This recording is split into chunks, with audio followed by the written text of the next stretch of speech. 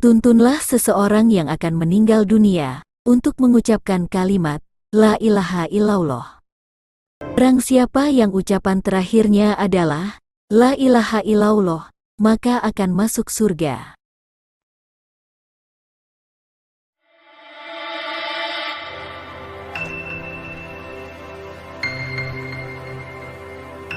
Maka disunahkan kita untuk mentalkinnya. Nanti ketika mentalkin jangan terlalu sering, jangan terlalu membebani. Jangan terlalu sering itu La ilaha illallah, La ilaha illallah. Tidak gitulah.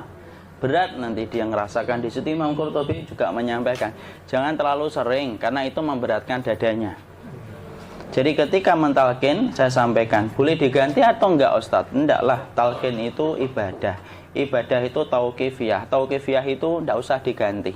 Karena Rasulullah mengatakan, lakinu ala mautakum la ilaha illallah. Talkin orang yang meninggal di antara kalian dengan la ilaha illallah. Enggak usah diganti Allah Ustadz yang lebih singkat, lebih pendek. Enggak usah.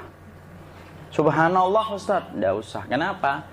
Karena talqin sudah ditetapkan ucapannya oleh Nabi, begitulah kita mencontohnya.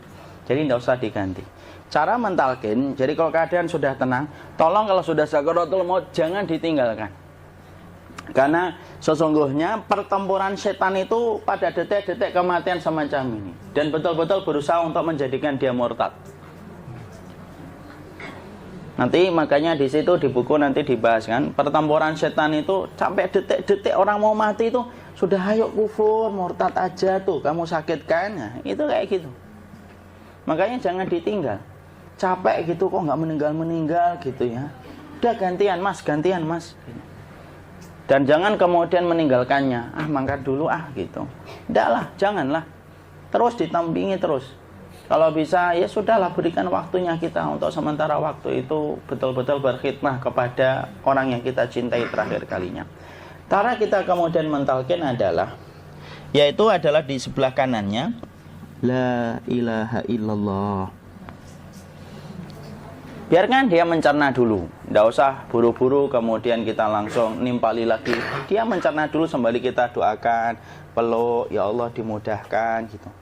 Kalau ada orang yang bisa ngucapin la ilaha illallah, itu siapa yang memberikan itu Ustaz? Yang memberikan kekuatan Allah Pak. Karena ngomong aduh aja sudah tidak mampu. Makanya Allah berfirman dalam surat Ibrahim, yusabbitullahu alladhina amanu bil qawli tsabit fil hayatid dunya wa fil akhirah. Allah teguhkan perkataan orang yang beriman dalam kehidupan dunia dan akhirat. Dunia itu ya ketika menjelang kematiannya. Makanya dia bisa ngomong La ilaha illallah. Sebenarnya ngomong aduh aja udah gak mampu. Kalau bisa ngomong, dia pasti ngomong aduhnya dulu. Tapi Allah yang menggerakkan. Ngomong la ilaha illallah. Makanya mangkana akhiru kalamihi la ilaha illallah dakhalal jannah. Barang siapa akhir kalamnya itu adalah la ilaha illallah, pasti masuk surga. Makanya kita lagi la ilaha illallah. Dah. Cerah dulu. Enggak usah minta diburu-buru ya. Enggak usah gini. Ayo la ilaha illallah. Ayo.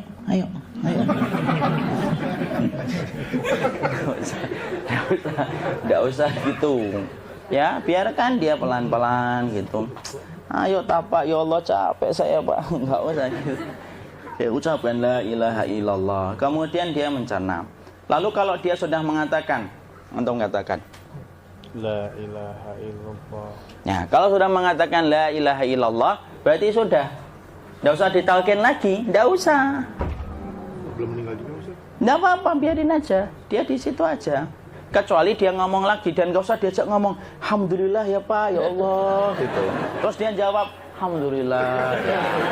Itu berarti ucapan terakhirnya alhamdulillah. Atau ketika habis ditalkin la ilaha illallah, dia ngelihat air. Nah, itu berarti ucapan terakhirnya air. Talkin lagi. Nggak usah marah. Aduh Pak minta air. Mau minta air nanti aja dikubur gitu loh. Jangan gitu. Biarin aja. Jangan kemudian setelah la ilaha illallah, La ilaha illallah. terus ayo tutup, awas ya ngomong lagi ya. Nggak bisa gitu juga.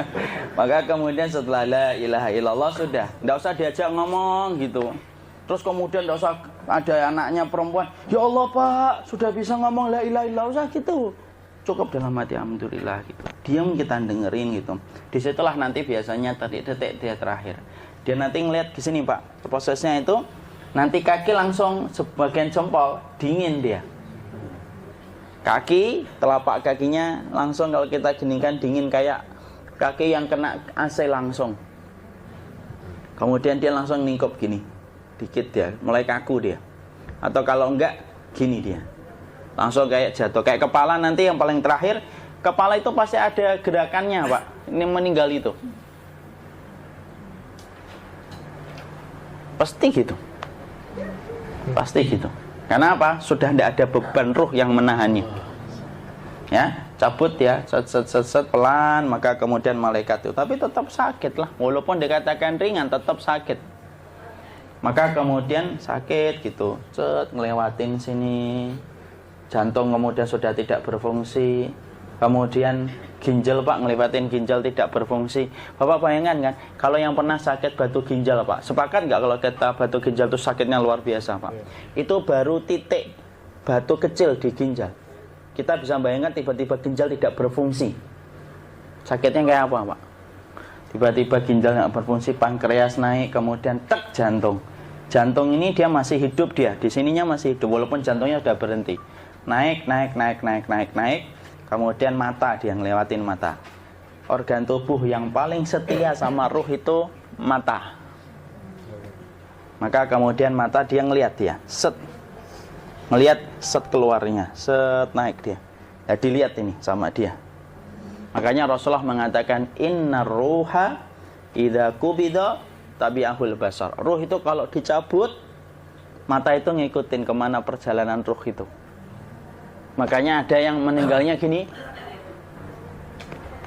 Ya itu bukan tanda su'ul khatimah. Itu tanda fitrahnya mata ngikutin ruh. Atau kemudian bukanya sedikit. Ada yang kayak senyum Pak. Ada yang kesini yang keringetan. Nah itu tanda husnul khatimah. Ada yang senyum. Jadi sakitnya setelah selesai itu plong gitu loh. Makanya kemudian ada yang tersenyum.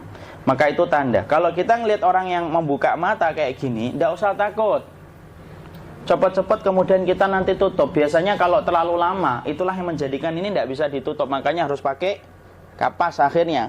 Karena apa? Karena pas meninggal nggak langsung ditutup. Biasanya karena perawat takut, dokternya juga nggak tahu itu, dibiarin itu. Makanya ada beberapa mata yang ditutup pakai tensoplas kan? Sebenarnya kalau langsung bisa nutup dia, fitrahnya nutup mata itu.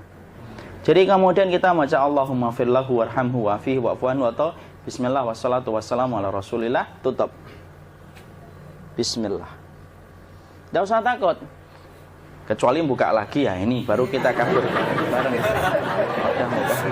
Kalau buka lagi Pak, insya Allah Pak, ya Allah ya kita kabur bareng-bareng Pak. Diusap Pak, diusap gini. Ini enggak disenggol gini enggak. Begini kan, sudah meninggal dunia. Tangan boleh begini, boleh diluruskan, enggak ada ketentuannya. Boleh gini, boleh kemudian lurus. Nggak usah disalahin kalau ada yang lurus. Lu itu tangannya gimana sih? Posisikan kayak sholat. Nggak ada perintah kayak gitu. Jadi kemudian dikondisikan saja. Terus maka kemudian dipijit-pijit, akiknya dikeluarin, kemudian jamnya dilepas, gigi palsunya dilepas kalau ada, ya. Kemudian apa? Setelah itu, coba buku.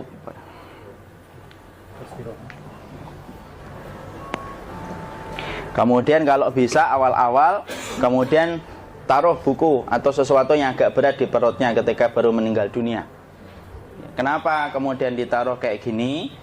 Bukan apa-apa, supaya membantu sisa-sisa pencernaan dia untuk keluar. Nanti Pak, biasanya kalau kita taruh agak yang berat gini, atau kemudian kita gini-gini kan, ini udah makan belum Maki? Udah makan belum makan kok udah gede ya. Maka pencet-pencet kayak gini biasanya nanti ketika dimandikan, nah pas dimandikan diginikan saja. Aduh. Nah ini dia sudah keluar di belakang, dia gini. Terus nanti keluar dia. Nah ini keluar langsung di belakangnya.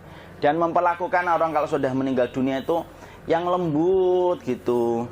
Kenapa? Inna kasra admil mayyiti kakasri admil hayyi. Mematahkan tulangnya ketika orang sudah meninggal dunia itu lebih dia rasakan sakit ketika mati daripada ketika masih hidup.